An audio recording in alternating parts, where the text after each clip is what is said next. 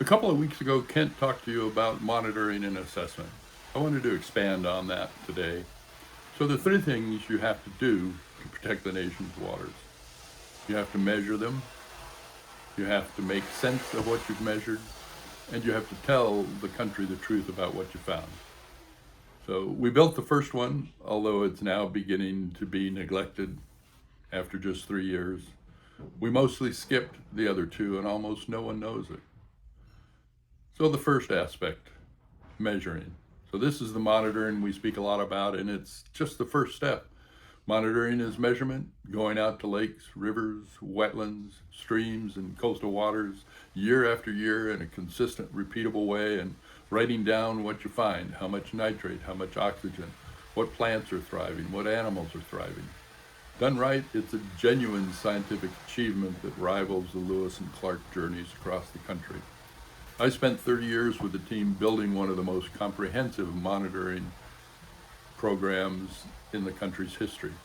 Thousands of sites of real statistical design, the ability to describe the condition of the nation's waters instead of guessing. But here's the thing nobody tells you: measurement by itself protects nothing. A number in a notebook or in a spreadsheet has never cleaned a single river. Monitoring is necessary, it is nowhere near sufficient. It's step one of three, and it's the only step that we ever really funded. And even there, we kept funding it at too low a level to make a difference. So the second step is the assessment. This is where measurement becomes meaning. So assessment is a step almost everyone forgets exists. It's the work of taking all those measurements and asking, what's it actually all mean? Is the water getting better or worse? Do I have a problem? Is it widespread? What's causing it? Is the level of we're finding safe? Are billions of dollars in cleanup working or not? Data is not an answer. A spreadsheet of nitrate readings is not a judgment about whether your water is safe to drink. Somebody has to sit with the numbers, apply the science, and render a verdict. That's assessment. And this is the quiet scandal I saw from the inside. We built the machine to measure. We're letting it wither on the vine as we speak. We never seriously built the machine to assess. The measuring got funded because you can point to it. The interpreting, the judging, the honest verdict that kept getting deferred, underfunded, and quietly dropped. We collect the data, and then too often no one ever tells us what it means. That leads us to the third portion, the telling. A truth nobody hears is the same as no truth at all.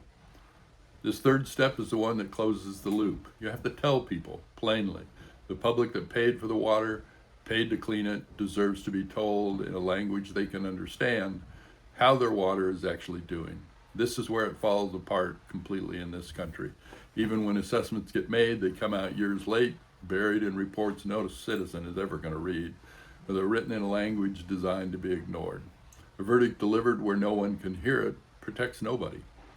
Think about what that means. You can measure the water. You can even sometimes figure out what the measurements mean. But if the answers never reaches the mother deciding whether to mix her baby's formula with tap water, or the family choosing whether to swim at the beach on the ocean, then the entire chain was for nothing. The whole point of measuring is to be able to warn people. If you never warn them, then why did you measure at all? So measure, assess, tell. That's actually the whole job, and it only works as a chain because a break at any link makes the rest worthless. America spent decades and a fortune, well, not quite a fortune, on the first link, the measurement, and let the other two wither. We're a country that collects the evidence and never reads the verdict out loud. That's not a science problem, it's a choice, and it's exactly the choice that the National Water Conservancy exists to reverse. I'm Steve Paulsen with the National Water Conservancy. Help us keep watch. Subscribe. Tell us in the comments what water you're not willing to lose.